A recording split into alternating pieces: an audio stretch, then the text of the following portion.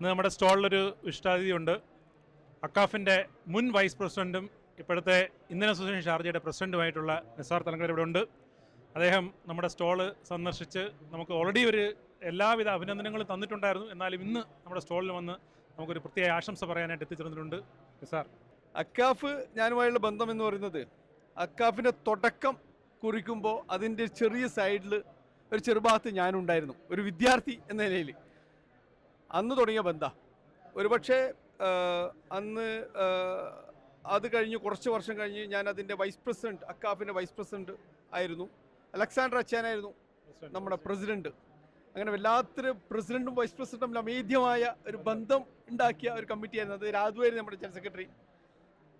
പിന്നെ അങ്ങനെ നല്ലപോലെ അത് കൈമാറ്റം ചെയ്തു പോയ, നല്ല പ്രവർത്തനം നടത്തിയ വലിയൊരു കമ്മിറ്റിയാണ് അന്നത്തെ കാലഘട്ടത്തിലെ കമ്മിറ്റി. അത് ഇന്നത്തെ തലമുറ ഇന്ന് ശക്തമായി ഏറ്റെടുത്തത് വളരെ ശക്തമായി മുമ്പോട്ട് പോകുന്നുണ്ട്. അതിനിടയിൽ ചെറിയ കാറ്റുമുക്കോട്ടൊക്കെ ഉണ്ടാവും വലിയ സംഘടനകളൊക്കെ ആകുമ്പോൾ. എന്നാലും കേരളത്തിലെ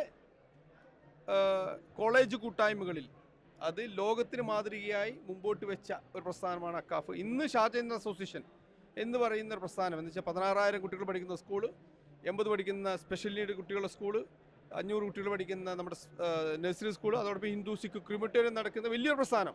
ലോകത്തിലെ തന്നെ ഫൈനാൻഷ്യൽ ഏറ്റവും വലിയ വയബിൾ ആയിട്ടുള്ള റിച്ചസ്റ്റ് അസോസിയേഷൻ എന്നും പറയാം.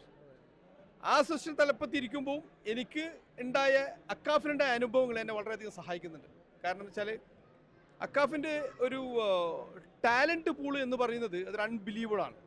ചിലപ്പോഴും മുമ്പിൽ നിരയിൽ മാത്രമല്ല, ഇതിൻ്റെ പിറകിലും കൂട്ടത്തിലും ഒക്കെയുള്ള ടാലൻറ്റ് പൂൾ ഉണ്ടല്ലോ, അതിൽ നിന്ന് കിട്ടുന്ന എക്സ്പീരിയൻസ് മറ്റുള്ള ഏത് സംഘടനയിൽ പോയാലും നിങ്ങൾക്കൊക്കെ സർവൈവ് ചെയ്യാം, നിങ്ങൾക്കൊക്കെ പിടിച്ചിരിക്കാം, നിങ്ങൾക്ക് മുമ്പോട്ട് പോകാം. അപ്പോൾ ആ അനുഭവങ്ങളാണ് എന്നെ ഈ തരത്തിലൊക്കെ എത്തിക്കാനുള്ള ചെറിയ സഹായങ്ങളൊക്കെ ചെയ്തത്. ഏതായാലും താങ്ക് യു വെരി മച്ച്. നിങ്ങൾ ഉദ്ഘാടന സമയത്ത് CG കൊണ്ട് ഞാൻ തന്നെയാണ് വന്നത്. അതുകൊണ്ട് പിന്നെ ഇത് എൻ്റെ കുടുംബമാണ്, കുടുംബത്തിലേക്ക് വന്ന പ്രതീതിയേ ഉള്ളൂ. Thank you very much. Thank you.